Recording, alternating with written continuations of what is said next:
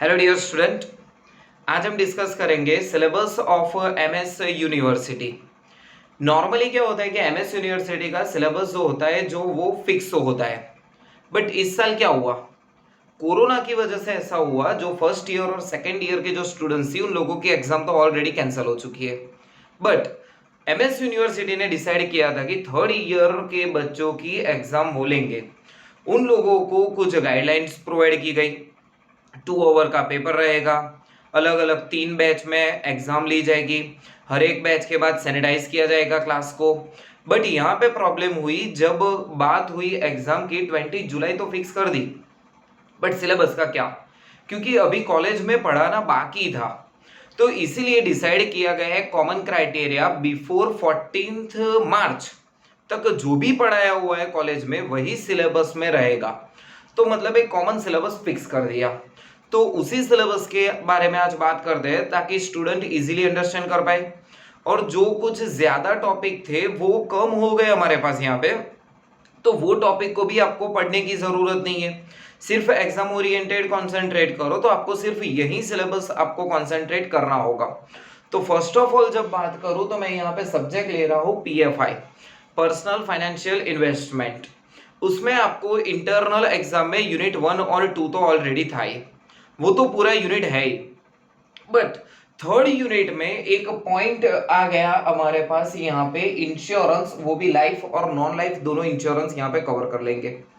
First unit और second unit में क्या कवर हो रहा है। फर्स्ट यूनिट में पर्सनल फाइनेंस में उसका इंट्रोडक्शन आ जाएगा, goals, important of personal financial management. Second topic आएगा उसमें personal financial statement. Personal financial statement मतलब इनकम स्टेटमेंट है, बैलेंस शीट है, अलग अलग याद करो 4 हमारे पास जो रेशियो है वो रेशियो फाइंड आउट करने के, वो पूरा होगा सिलेबस में। ये हुआ यूनिट 1। पहले वाला जो पार्ट था वो थियरी पोर्शन था, ये एग्जाम्पल पोर्शन है। यूनिट नंबर 2 में आएगा टैक्स प्लानिंग, मतलब जो भी डिडक्शन है हमारे सारे डिडक्शन इन्वॉल्व हो जाएंगे। मतलब एटीसी टू एटीयू जितने भी डिडक्शन है सब डिडक्शन को यहाँ पे कंसीडर करेंगे। और दूसरा देखे जाए तो यहाँ पे दूसरा पॉइंट रखा है उन लोगों ने बजट। जो फैमिली होती है उस फैमिली का बजट तैयार करते हैं। क्वार्टरली भी तैयार कर सकते हैं, मंथली भी तैयार कर सकते हैं, मतलब क्वार्टरली और मंथली कैश बजट यहाँ पे सिलेबस में। और थर्ड यूनिट में होगा आपके पास इंश्योरेंस, लाइफ इंश्योरेंस और नॉन लाइफ इंश्योरेंस दोनों होंगे। ये हुआ सब्जेक्ट पर्सनल फाइनेंशियल इन्वेस्टमेंट। ये दो तो था ही, सिर्फ यूनिट 3 में एक ही टॉपिक ऐड किया गया हुआ है, इंश्योरेंस, लाइफ और non life insurance.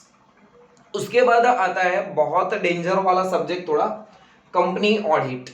Normally company audit क्या होता है कि जो कंपनी की जो बुक्स ऑफ अकाउंट्स होते हैं उसको कैसे वेरीफाई करते हैं, तो मतलब उसको पर्सनली उसके ही लैंग्वेज में लिखा जाता है। तो उस ऑडिट में यूनिट 1, 2 और 3, लेकिन थर्ड यूनिट में बहुत सारे टॉपिक ऐसे हैं जो एक्सक्लूड कर दिए, अब पढ़ने की जरूरत ही नहीं है। यूनिट 1, 2 में क्या था, एक बार वो रिवाइज करवा दूं। यूनिट 1 में हमारे पास provision relating to auditors under companies act, मतलब कंपनी एक्ट के अंडर कुछ सेक्शन आते हैं, वो उनमें से कुछ सेक्शन हमारे पास यहाँ पे सिलेबस में रखे थे यूनिट 1 में। जैसे कि अपॉइंटमेंट है, reappointment, removal, remuneration of auditor, qualification है, disqualification, rights, power, duties, liabilities of auditor.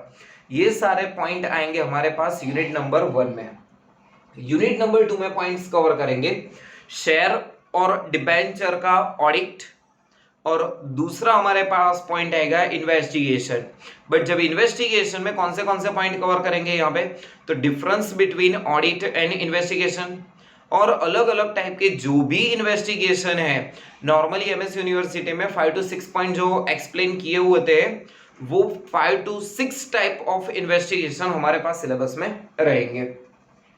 उसके बाद होगा यूनिट नंबर 3 में टाइप्स ऑफ ऑडिटर्स रिपोर्ट्स और कारो रिपोर्ट 2016। ये दो ही पॉइंट होंगे, टाइप्स ऑफ ऑडिट रिपोर्ट, कारो 2016। उसके बाद आते हैं ऑडिट सब्जेक्ट हुआ, पीएफआई खत्म हुआ, उसके बाद हम सब्जेक्ट पे पहुंच जाते हैं financial reporting. But financial reporting में ध्यान रखना है, इंटरनल में यूनिट 1 तो था ही नहीं, इंटरनल में हमारे पास यूनिट 2 और 3 था। वो तो वैसे के वैसे ही है। ऐड क्या हुआ, यूनिट नंबर 4 मतलब यूनिट नंबर 1 नहीं है। आगे जो 2 सब्जेक्ट देखे उसमें यूनिट 1, 2, 3 और 3 में कुछ कट हुए पॉइंट्स थे। यहाँ पे यूनिट 2, 3 और 4 सारे इंक्लूड किए गए, फर्स्ट यूनिट यहाँ पे नहीं है। यूनिट नंबर 2 में देखने जाए तो इंटरिम फाइनेंशियल रिपोर्टिंग कवर कर लेंगे और सेगमेंट रिपोर्टिंग, मतलब 2 टॉपिक आते हैं, इंटरिम फाइनेंशियल और सेगमेंट रिपोर्टिंग। यूनिट नंबर 3 में आएगा EPS, earning per share, diluted, anti diluted, अलग अलग सारे जो पॉइंट्स होते हैं वो पॉइंट्स कवर हो जाएंगे सब। एम्प्लॉय बेनिफिट्स यहाँ पे आ जाएगा। यूनिट नंबर 4 में जो नया हुआ है, ये दोनों पॉइंट्स इंटरनल में हमारे पास थे, यूनिट 2 और यूनिट 3। यूनिट 4 में क्या है, म्यूचुअल फंड, मतलब इन म्यूचुअल फंड को ऐसे भी बोल सकते हैं द बास्केट ऑफ सिक्योरिटी, जो एक हमारी जो सिक्योरिटी है वो कहीं पे लॉस ना हो जाए, इसीलिए एक नहीं अलग अलग जगह पे इन्वेस्टमेंट करते हैं। तो म्यूचुअल फंड के रिलेटेड उसके टाइप, स्ट्रक्चर क्या है, और आखिरी में एक पॉइंट आएगा वैल्यू एडेड स्टेटमेंट। ये हुआ हमारा एफआर फाइनेंशियल रिपोर्टिंग का पॉइंट्स। और आखिरी सब्जेक्ट हमारे पास यहाँ पे आता है इंश्योरेंस प्रोडक्ट, मतलब इसमें पूरा डिटेल जो हिस्ट्री है पूरा इंश्योरेंस के रिलेटेड ही हमारे पास ये पूरा टॉपिक होगा। यहाँ पे भी आपको 1 और 2 यूनिट तो इंटरनल में थे वैसे के वैसे ही, यूनिट नंबर 3 यहाँ पे ऐड हुआ, बट यूनिट नंबर 3 में भी बहुत सारे कंटेंट थे, बट उसमें से कुछ ही कंटेंट 14 फरवरी तक ही वो लोग को पढ़ा पाए, तो कुछ ही पॉइंट को यहाँ पे इंक्लूड किया गया है। तो रिवाइज कर लेते, यूनिट नंबर 1 में क्या था, मीनिंग ऑफ इंश्योरेंस, सिग्निफिकेंस मतलब इंपॉर्टेंस है, अलग अलग 4 पॉइंट्स ऑफ व्यू इंपॉर्टेंस उन लोगों ने डिस्कस किए हुए थे। फंक्शंस है, प्रिंसिपल्स है, essential for insurance contract, insurance contract के लिए कौन से एसेंशियल पॉइंट्स है ये कवर करने चाहिए।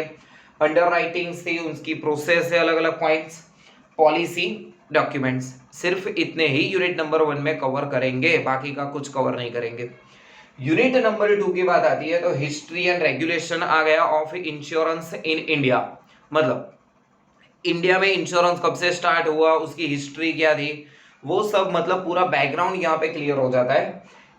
पीएलआई पोस्टल लाइफ इंश्योरेंस यहाँ पे कवर कर लेंगे।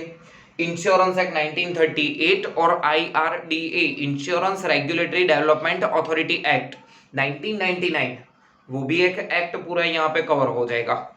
यूनिट नंबर 3 में इंक्लूड किया गया है term insurance, whole life insurance, endowment insurance, assignment and nomination. तो यहाँ पे ये जो आज का लेक्चर जो था ये इतना ही था कि क्या क्या सिलेबस में है।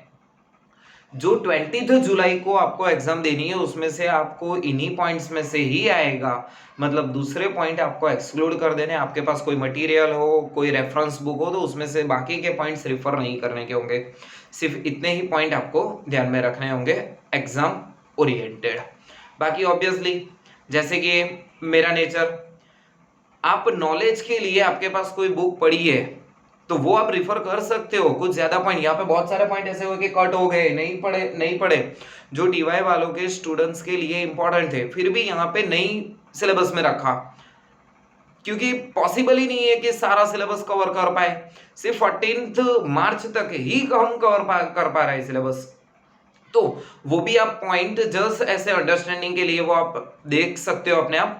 और एग्जाम के लिए तो होगा आपके पास यहाँ पे, हाँ मैंने सिर्फ और सिर्फ अकाउंट्स के रिलेटेड ही जो सब्जेक्ट है उसके बारे में मैंने यहाँ पे डिस्कशन किया हुआ है। फिर भी इसके रिलेटेड आपको कोई क्वेरी है कुछ टॉपिक के बारे में तो नीचे कमेंट सेक्शन में शो कर सकते हो। All the best.